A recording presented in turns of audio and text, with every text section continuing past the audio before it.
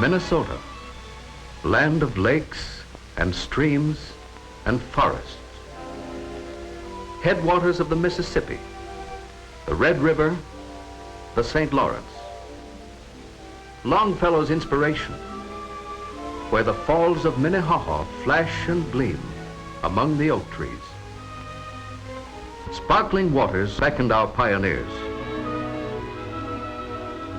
Of good, hardy stock were those men and women who settled the upper Mississippi Valley. With them, they brought traditions of work and thrift. They built a great livestock industry. They developed fine dairy herds. Minnesota became the butter state. In the ranges, they found deposits of iron ore, and Minnesota became the iron state. Inherited from the pioneers was a wholesome respect for education. Minnesota in the 20th century is known for its progress in the arts and sciences. World-renowned are the works of its men and women in prolonging human life. It has become a great center of medical progress. A wealth of thriving industry makes Minnesota a state of balanced, healthy, sound economy. A spirit of neighborly cooperation. A love of individual freedom inherited from the early settlers. Friendly people these, sincere in their civic obligations. Good neighbors. This is Minnesota. Hub and crossroads of the state, Minneapolis, the sounding board for the progressive upper Mississippi Valley.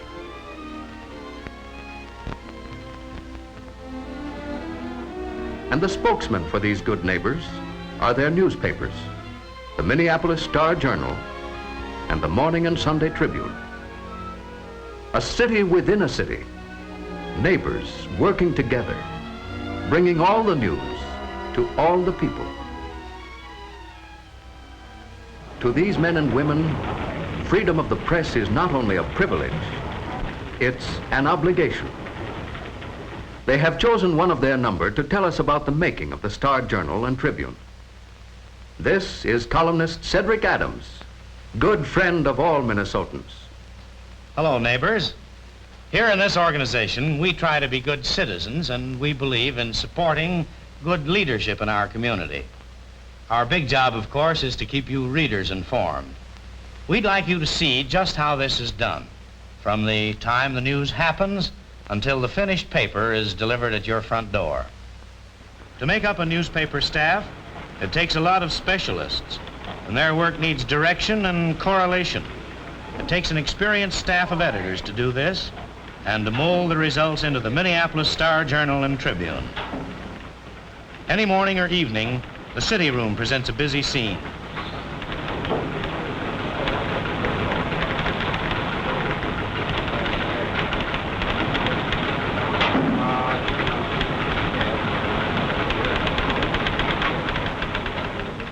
Every member of the team is a clock watcher. We have to be, for the printing of each edition is a challenge to fulfill a promise to deliver to the reader on time. To save precious minutes, reporters phone in local news items to rewrite men who put the news in story form. At the copy desk, all stories are checked for accuracy, and background material is added to make them more interesting to the reader.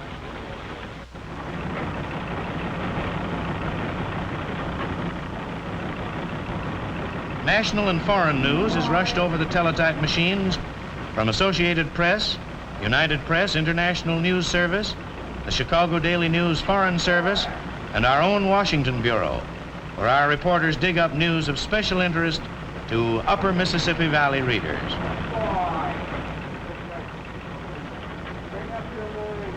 Our telegraph editor and a corps of assistants edit all the teletype material, just as the crew at the copy desk works up the local stories. All the news stories are sent by pneumatic tubes down to the composing room.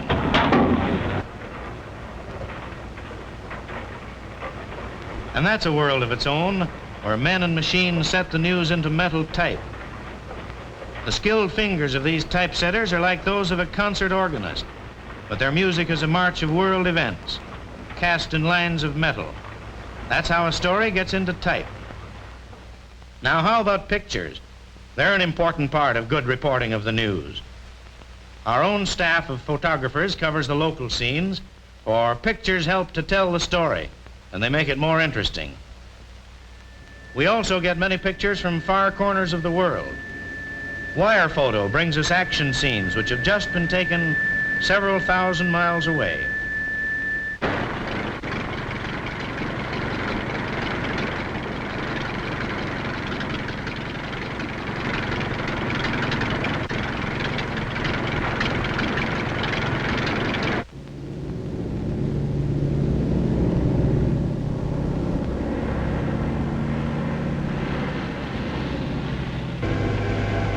Give me Mr. Rush. Okay, lights out. These pictures come over the telephone wires, a complete picture in 8 minutes. Wire photo is one of our modern miracles, so let's see how it works. Although it took years to perfect, the technique of sending pictures by wire is comparatively simple. It's not a matter of sending the whole picture at once, but of separating the picture into fine lines, sending those lines over a wire and assembling them at the other end. Let's suppose we have a picture or a pattern which we want to send to another location. And the only way to send it is through a small tube. For our purpose, we'll make this picture on closely wound string. Now, if we start at one end of the picture, taking it line by line, we can run the string through the tube and assemble it at the other end, line by line, until we again have the original pattern. That's exactly what we do in wired photo transmission. We've merely unwound the original by lines in terms of lights and shadows and wound it up again on the negative, giving us a duplicate image of what happened to the stunt car and airplane at the valley. And here is the finished picture, just 8 minutes by wire and ready for the picture editors. Some pictures must be retouched to make them print better. This is done in the art department. Other artists draw special maps to make the day's big news more graphic. The staff turns out all the artwork required on a metropolitan newspaper. But before a picture or drawing can be printed, it has to be etched on a metal plate. That's done in the engraving department by first photographing the picture through a screen. The screen breaks the picture into thousands of tiny dots. Each of these dot pictures is chemically transferred to a zinc plate. Then an acid eats away the zinc between the dots, leaving the dots to print the pictures. Looks simple, doesn't it? But fine quality engraving calls for real craftsmanship, and these Minnesota boys can deliver it.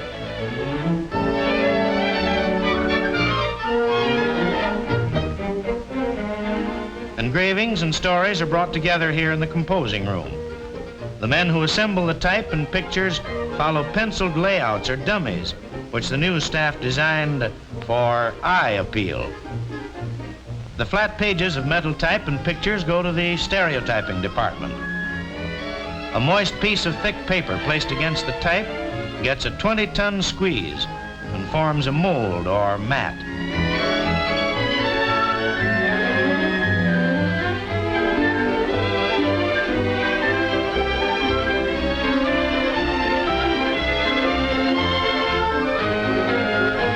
The mat is an exact impression of the full newspaper page. It's used as a mold in casting a cylindrical metal stereotype.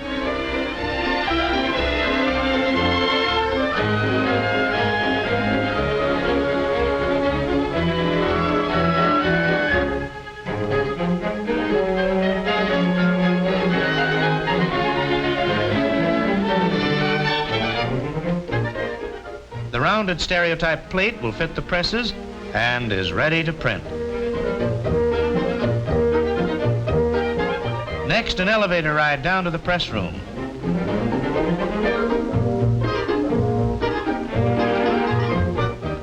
an electric eye steers each plate to just the right one of 34 black and white presses.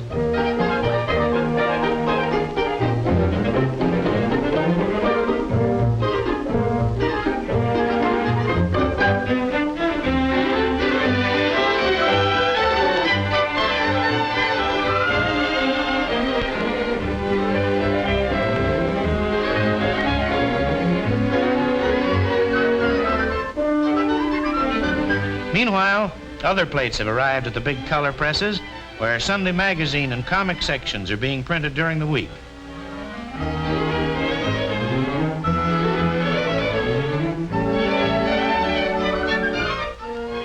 Back in the main press room, everything is made ready for the run of this edition. Ink, 8 tons, are used up every week in this plant. The clean white paper is waiting, great rolls of it. Waiting for the minute hand of the clock, the flick of a master switch, and away they roll at a speed capable of turning out many thousands of completed papers every hour.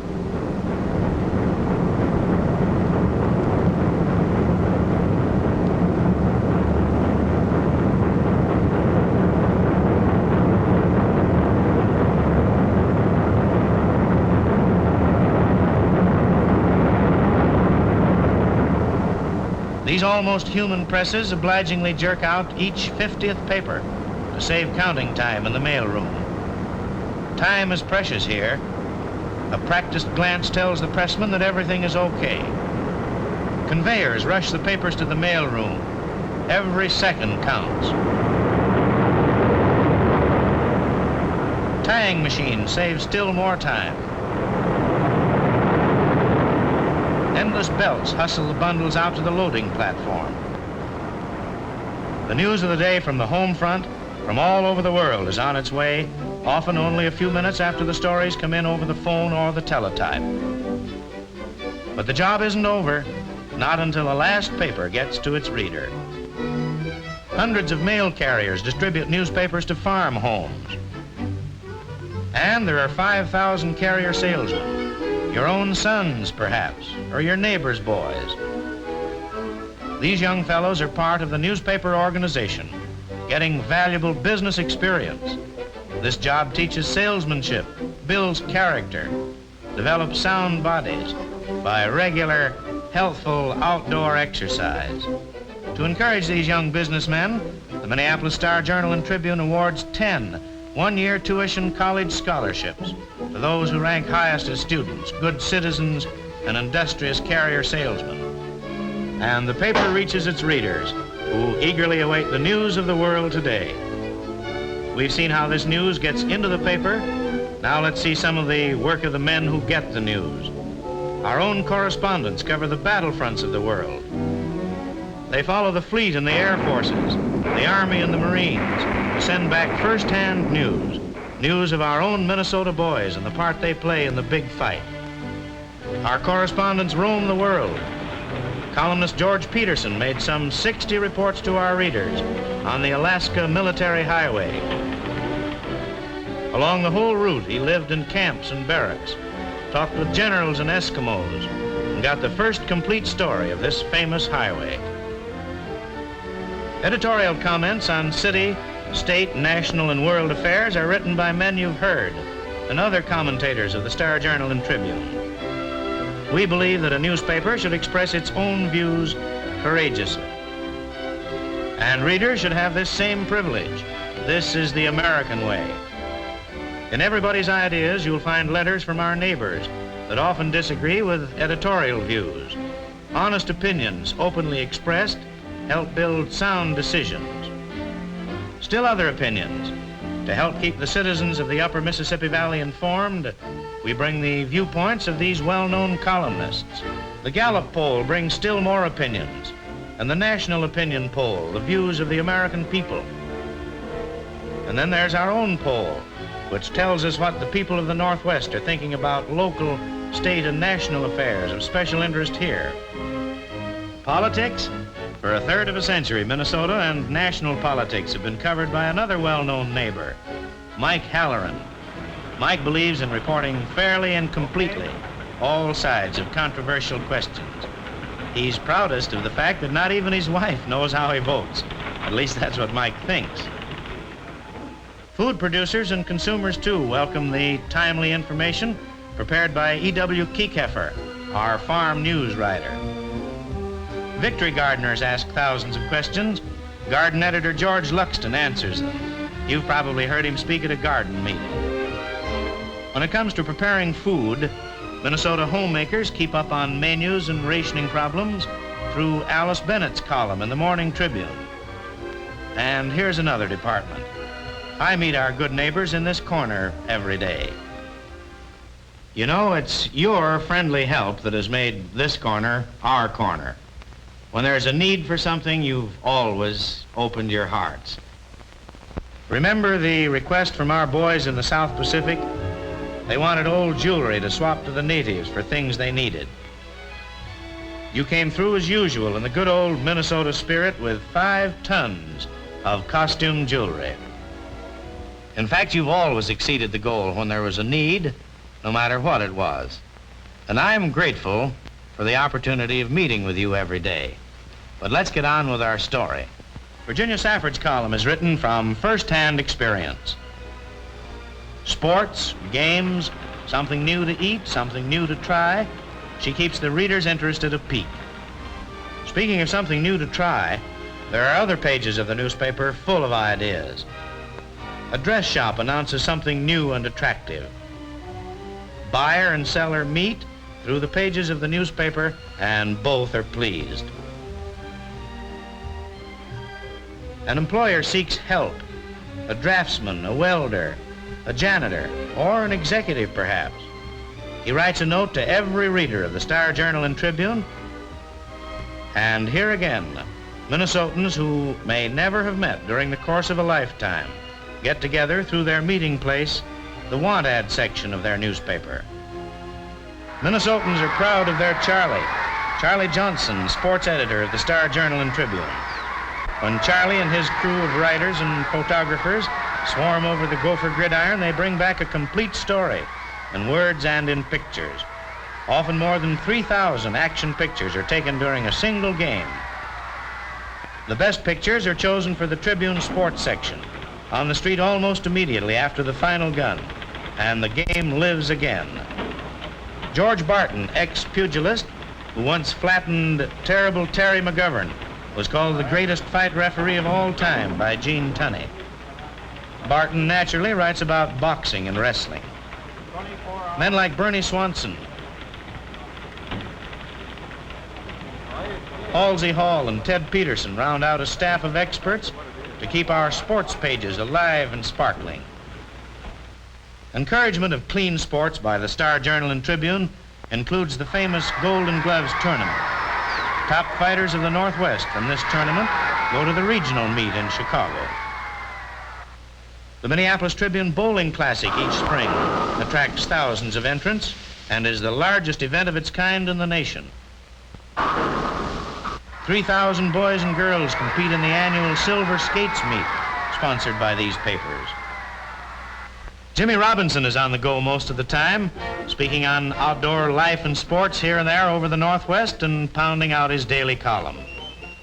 Geechee Goanini, this formidable Chippewa tribesman, is just plain Ed Shave, writer on the outdoors, everybody's friend. With the support of sportsmen's clubs, Ed visits the annual pheasant dinner for disabled veterans. You could almost guess that his Indian name means comes with good tidings.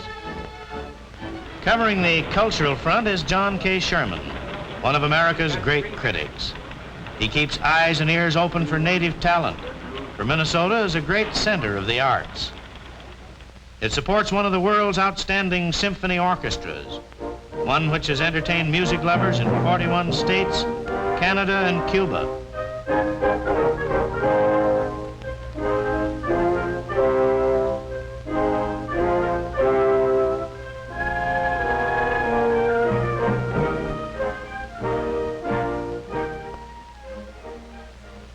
Leadership needs support. So, as good neighbors, we endeavor to support good leadership. and to assume our share of responsibility. This is discussed at weekly meetings of our supervisory staff. Out of such meetings came the decisions to help the scrap salvage campaigns, victory gardens, clean plate clubs, bond drives, scholarship awards, and many other projects. We hope you've enjoyed this little visit behind the pages. To make a newspaper takes more than just the ability to write and print. It calls for good, honest principles. We constantly strive to edit these newspapers so they'll be worthy, everyday visitors in hundreds of thousands of homes. We think that the purpose of a newspaper is to present all of the news quickly and accurately, to give you the views of the best-known commentators and also the opinions of our neighbors. Like attorneys in a court of law, we lay all the evidence before you.